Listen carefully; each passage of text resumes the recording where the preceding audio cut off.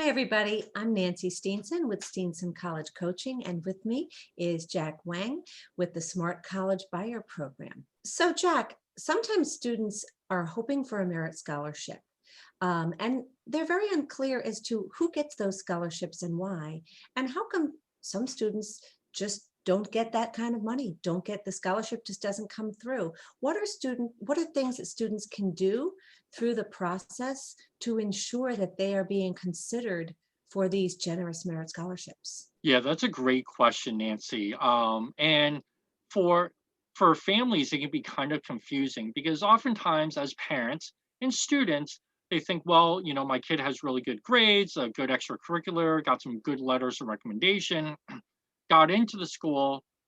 They should have gotten a merit scholarship, but didn't. What happened? Well, here's a couple things that have come out, and this is really about understanding the requirements at each school. Okay. So, for example, I actually just did some research recently. So, the ACT organization did its own research recently. With all the schools now going test optional, right? You can apply without submitting test scores and still be able to get in. But what they found in their own research is that 80% of colleges still require test scores for merit consideration. So that means a student could have applied without submitting a test score and gotten into a particular school, but because they did not submit a test score, they were out of the running for merit scholarships, or they were out of the running for, let's say, the biggest scholarships, right? The top level one, right? And every school's got a different variation on this. So that's one thing that might have led some students who have gotten into schools this past cycle with really good grades and really good essay and really good letters of recommendation, the whole 9 yards, but never submitted test scores. So the parents are scratching their head as to why their son or daughter didn't get a merit scholarship.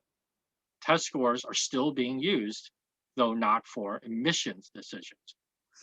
But other schools also have other requirements. So, for example, University of Pittsburgh, if you want to be considered for merit, you have to write a separate essay, right? In addition to what's required on the application itself. It's a separate essay. At Ithaca College, I believe Fordham as well.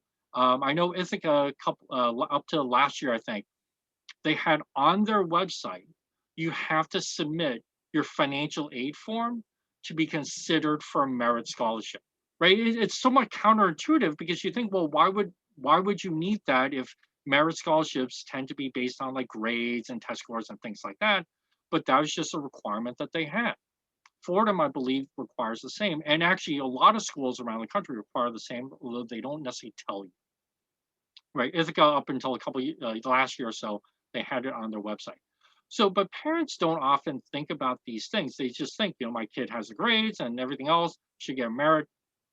But it's important to find this out up front because obviously you don't want to have the end result, right? You don't want to get the admissions letter and the financial award letter and then just see no merit scholarship on there because you forgot one of these things. That would just be a terrible outcome.